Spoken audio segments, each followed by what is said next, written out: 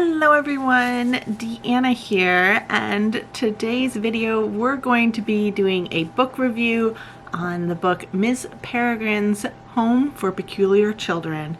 So let's sit tight and let's go through it.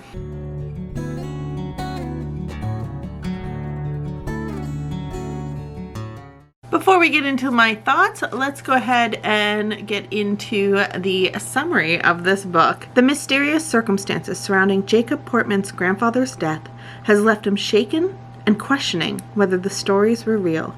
The stories of peculiar children and the monsters that hunted them. Armed with little more than some cryptic last words and a letter from Miss Peregrine, Jacob embarks on a journey to discover the truth. What he may find, though, may be even more peculiar than he ever imagined. So I have definitely seen this one making rounds. I've seen lots of things about this one, especially considering I do watch videos from Jesse, who is a booktuber here, who's, if you're in the booktube world, you've probably heard of him. He's one of the OG booktubers, and he does say that this is one of his favorite books. So I was putting some books in my Amazon cart because I had gotten a gift card for Christmas, and he yet again twisted my arm and I had to check out this book. I had also, just kind of going into this, I had heard of this book previously and seen it on whether it was Netflix or Disney Plus. I cannot remember at the time, but this was years and years and years ago, and I had watched it with my son, I believe, though I couldn't remember everything about it because I believe he was watching it more than really I was. I kind of knew a little bit about it, remembered a couple of the scenes with Samuel L. Jackson, but didn't really remember everything though, so I was kind of surprised again to sit down and read the book, and then we went ahead and rewatched the movie just to see how it did compare after I had read it. The book, I must say, was just a delight. I went ahead and I even annotated it while I was reading it because I was just having such a fun time reading it, and I really wanted to like learn about it and kind of pick up on maybe any like subtle hints or anything going on that I could tie together. I had categorized it as like cute was pink, orange was creepy, yellow was shocking, green was anger, blue was sad, this kind of light purple kind of color, maybe indigo you could call it, but it's more like leaning more towards purple was any questions I had, and then this more violet purple was anything I found funny. So using that type of legend is how I annotated this. So there was some funny parts, there was some cute parts, there was some parts that were kind of surprising, or something that I kind of use this sometimes too as something like maybe this is going to tie into something else a bit. And yes, there was definitely some lots of creepy parts, very much so in this one, and that doesn't even, you know, touch on some of the pictures that you get too and how creepy that is. So what I also did love, speaking of the pictures, I did love the pictures being incorporated, especially when I read at the end here they had a conversation with the author, Ransom Riggs, and when I read that, I did realize, or at least what he states in the back of the book, is that these were real pictures. These were actual pictures that, whether he had them in his collection or other people had collected some of these vintage-like pictures, and he used them to essentially write the book.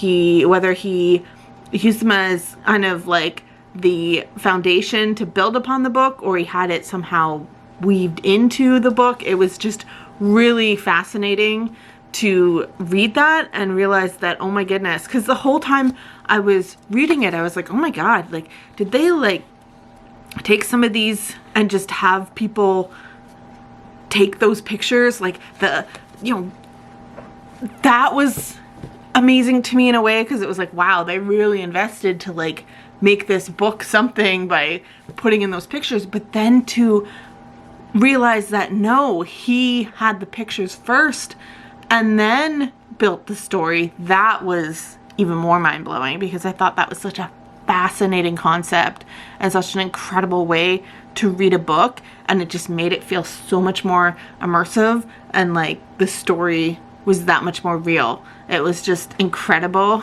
to realize that those were actual real pictures. Some pretty creepy pictures here and there, some of them, and that just made it that much more phenomenal. He does mention some of them were edited here and there, but honestly, with the pictures and the state that they're in, there's some pretty peculiar pictures. So it's incredible that he wrote a story based on those pictures.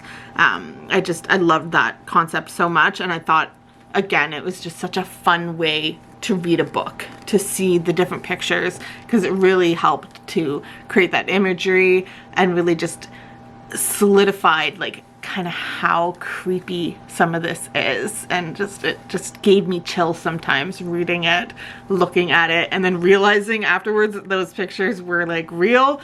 Just made me go, oh my. Oh my. But I absolutely enjoyed the book so much. I had so much fun reading it. I don't know if I really have any negatives to say too much about it. I can't think of any off the top of my head that I was thinking of any kind of plot holes or anything like that. I think it was very original to do that, to take pictures and then build out this whole kind of mysterious island and this whole world with these children and the peculiars, and some of that world building was pretty fascinating. The hologas and all of that goes with that. And of course, you don't know what those are. You're gonna have to read the book and kind of figure out how that all plays and who these peculiar children are and why they're peculiar, and there's a whole world that he's kind of built in regards to that. Some of it did sometimes make me question, well, what about that and what about that? But I think it was more like funness. I don't know if it was any real plot holes I could really point out and say, well, that didn't make sense. It was more like, oh my goodness, what would happen in this instance and what would happen in this instance? And especially since this is just the first of a series and I haven't even gone through the rest of the series, I'd love to see, maybe does he answer some of those questions as the series continues? Does it get better and better, and does he build a foundation that is really solid, that can really be built upon? Because some of what happens in this book, you wonder how much does that play out in other peculiars kind of, and other areas, and how does it all build out into like a big world? So that was a lot of the questions I had with it, but I just had a lot of fun.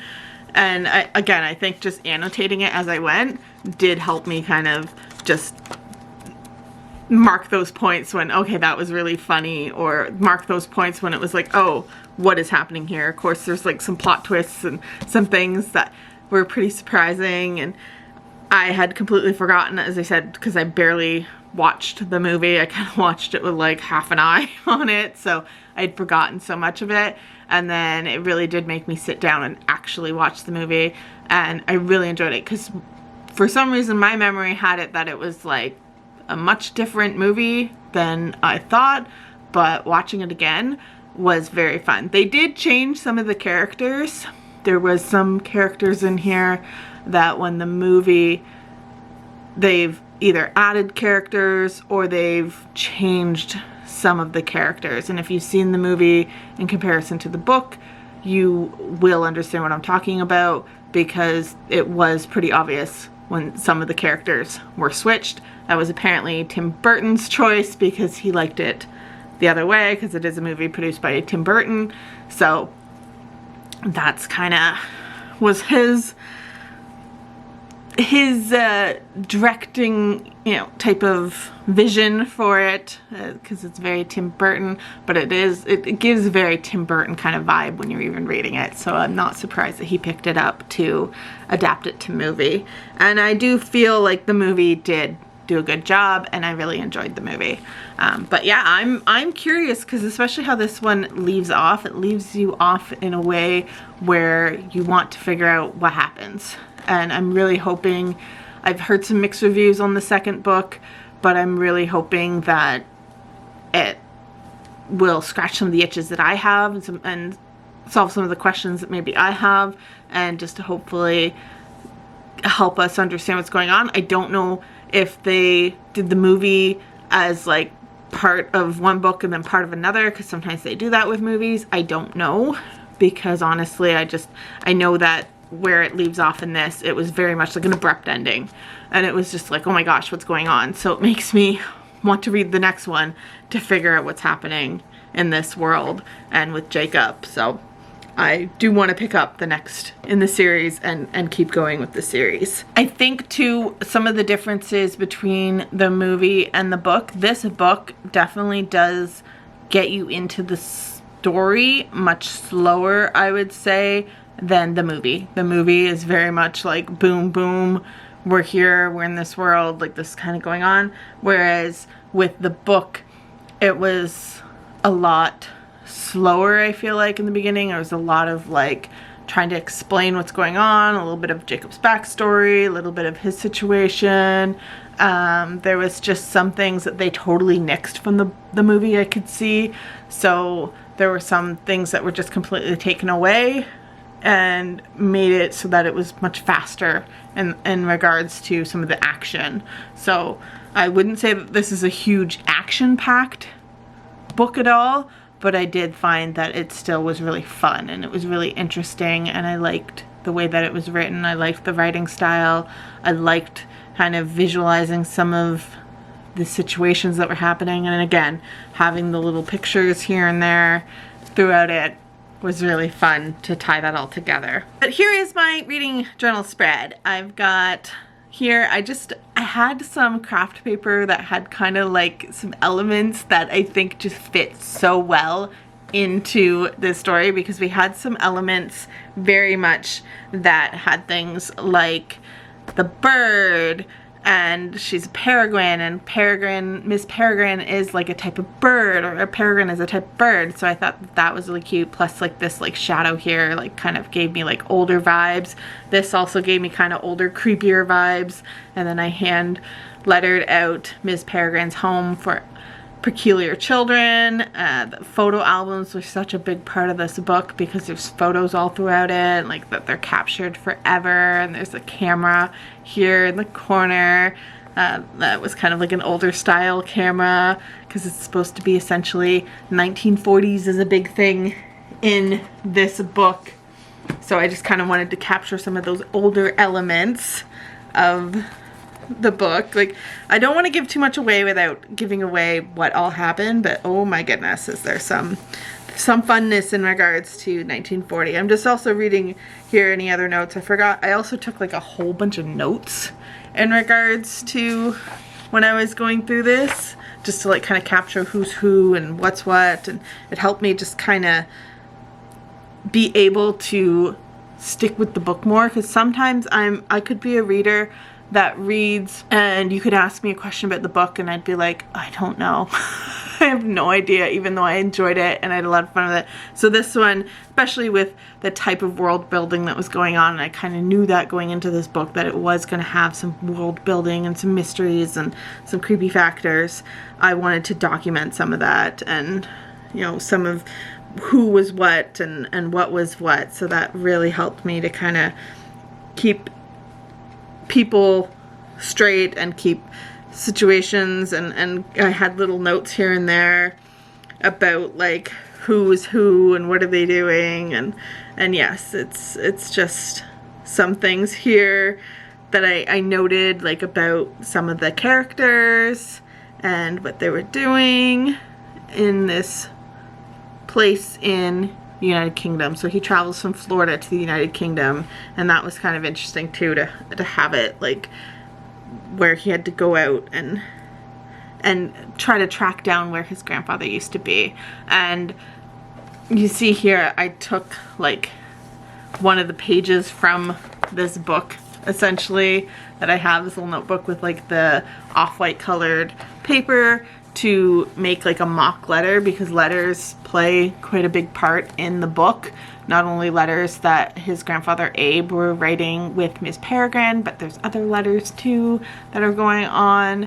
And so I just thought that not only does the craft paper of like the letters in the background really fit, but just writing a letter to kind of summarize some of what my thoughts were, I thought was very fitting for this journal spread. And then I have like a little bird down here too, like a little bird in flight, because again, Miss Peregrine has a big connection with birds and things. So, and then I just had like an old key here. There was mention of a key and like things that are locked and stuff like that. So I thought the old key was kind of fitting just to tie that whole page together. But I really love how this spread turned out. I just had a lot of fun kind of taking some elements here and there and putting them all in. I don't think it's too crazy busy, but I do feel like it does encapsulate a lot of like the book and some of the elements that happen and some of the important parts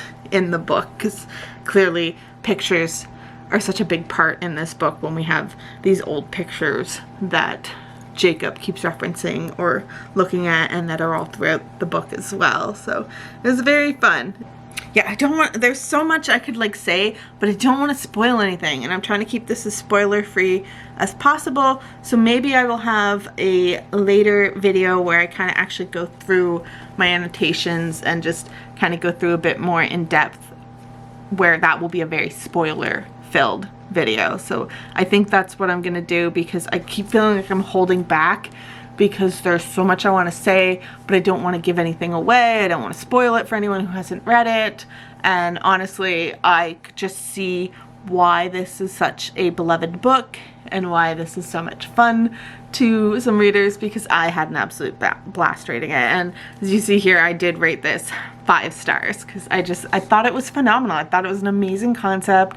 I think it's awesome what he did. The writing was fun. It was very fresh. There was like a lot of humor in it, and sometimes it takes a little bit for me to laugh out loud at books, but this one there were a few parts where I was genuinely laughing and having a good time. There was a lot of cute moments in this, like there was just a lot. There's some sad parts too, but this book was just a lot of fun. It was a lot of fun. It was a lot of like the mystery and trying to figure out what was kind of going on, and then once we got into the plot and the storyline and what was happening, it was just such a fun adventure. It was just such a fun story of like this home for peculiar children. Like that's what it's all about. And who are these children? Why are they in this home? What's kind of going on? What are all their stories? And figuring it all out and seeing them. Some of them are so cute in this and some of them are so sweet, and there's just such moments of like just genuine like loving this book so much. So I'm a big fan of Ms. Peregrine's Home for Peculiar Children. It definitely won me over, and I'm absolutely in love with this story and can see myself picking it up again to reread it, maybe even go through and annotate again some parts to be like, aha, yes, that part or something. And I hope to continue the adventure and hope that it at least keeps me entertained and keeps me enjoying this story. And it may not be as good as the original, because sometimes things just can't always be as good as that first initial book that draws you in, because sometimes those are like the best when you don't know the story and you're just pulled and swept into this magic. But I hope it at least is still a fun adventure that I continue to love. I believe the book, I believe the series is still even ongoing right now. I believe Ransom is still, or Random? Ransom. Do I have Random on there? I have Random instead of Ransom. I am so sorry. I spelled his name wrong. I'm going to have to fix that. Ransom, I can definitely see, I know he's still writing it, so hopefully it still continues to be a fun adventure, and I'm going to have to maybe get into some more of the series and see where we are with these children and what's been happening, because I'm very intrigued to see where this story continues to go. But that's going to be it for me. I just had a lot of fun with this book, and I'm going to have to get it on my list to get the next in the series and continue reading it and continue following the adventures of Jacob and his crew of peculiar children that he has found himself with. So I'm just loving it. 5 stars, and I really recommend it for anyone who loves just like fun adventures, and if you kind of like stories like magic and like stories of like children with powers and things like that, and interesting backgrounds, and a bit of like some horror and mystery kind of built in, because there is some parts which are kind of terrifying if you're younger, so just be warned of that as well. But it's also a lot of fun, and there was just a lot of fun moments, a lot of moments when I just smiled reading it. So I think if you kind of like those kind of stories, I think you will love this one. So I would say it's YA more than young adult. Like it's young adult and YA more than it is like middle grade reader or anything. It's got some middle grade elements, I would say, a little bit, but it's more YA. I think it's like a mesh of the two, because you've got some of the plot line and like some of the children are pretty young, but then you also have like where he is like a 16-year-old individual, the Jacob, the main character that we're kind of seeing through his eyes. He is 16 years old, so it is kind of more of like leaning towards young adult, but not super young adult, not to the point that it's too much romance and all that comes sometimes with the stereotypical young adult. It's kind of, like I said, a nice mix of the two almost. But that's gonna be it for me. I absolutely love this book, and I'm gonna keep reading in the future and come back hopefully with another video where I really dive into some of these points in here, and maybe why I annotated it certain ways, and maybe really getting into this journal here, which had a lot more notes in regards to some of my thoughts about the home and things like that, and then maybe we'll kind of tie that all together and just give my good breakdown of what I thought of the overall book. That'll be spoiler all over the place, have lots of spoils in it, so might have to do that in a future video, so keep an eye out for that. And until next time, I hope you have a wonderful rest of your day, night, evening, whatever time it is, wherever you are. Thank you so much for being here. Take care of yourselves, and you will see me next time. Bye!